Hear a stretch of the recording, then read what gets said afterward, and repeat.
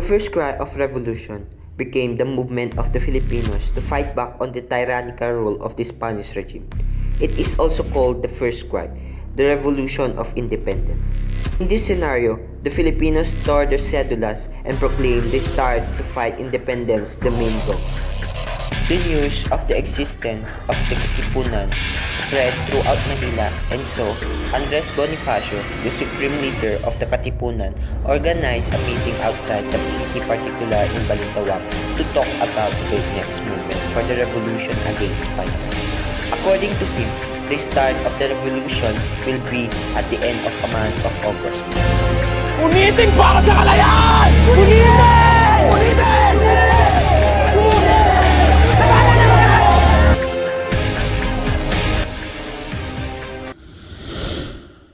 There are 4 different versions of primary sources where and when was the first cry really happened.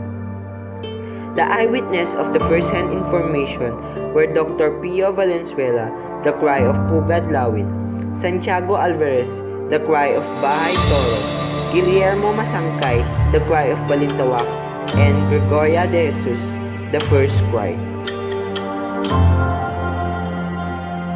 Dr. Pio Valenzuela has been authorized the cry of Pugad Lawin, who happened to eyewitness the event.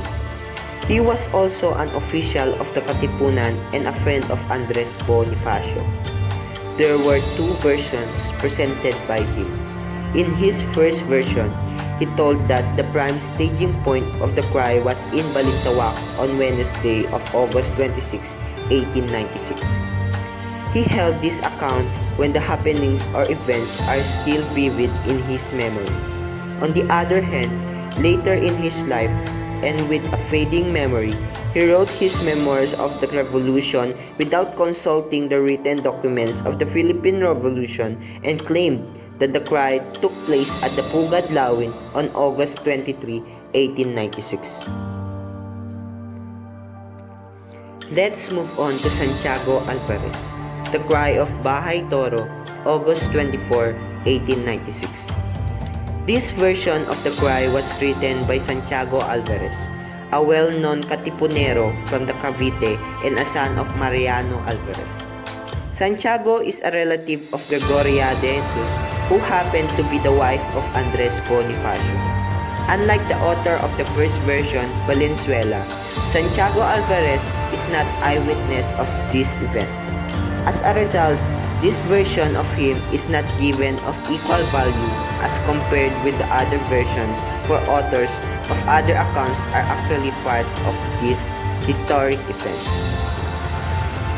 Next is Guillermo Masangkay, the cry of Balintawak, August 26, 1896. In 1932, Guillermo Masangkay, a friend and a fellow Katipunero of Andres Bonifacio, recounted his experiences as a member of the revolutionary movement. In an interview with the Sunday Tribune magazine, Masangkay said that the first cry happened in Balintawak on August 26, 1896. In the first decade of American rule, it was his account that was used by the government and the civic officials to fix date and place of the first cry, which was capped with the erection of the monument to the heroes of 1896 in that place. However, in an interview published in the newspaper Bagong Buhay on August 26, 1957, Masangkay changed his narrative stating that the revolution began on August 23, 1896, similar to the assertion of Dr. Pio Valenzuela.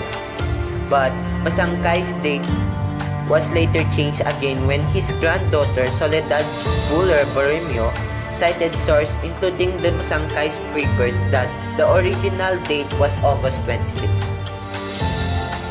Lastly, Gregoria de Jesus, the first cry, August 25, 1896.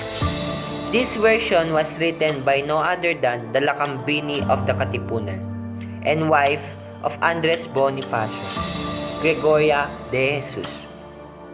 She has been a participant of his event and became the keeper of the secret documents of the Katipunan. After the revolution in August 1896, she lived with her parents in Caloocan, then fled to Manila when she was told that the Spanish authorities wanted to arrest her. Eventually, she joined her husband in the mountains and shared adversities with him. In her account, the first cry happened near Caloocan on August 25, 1896.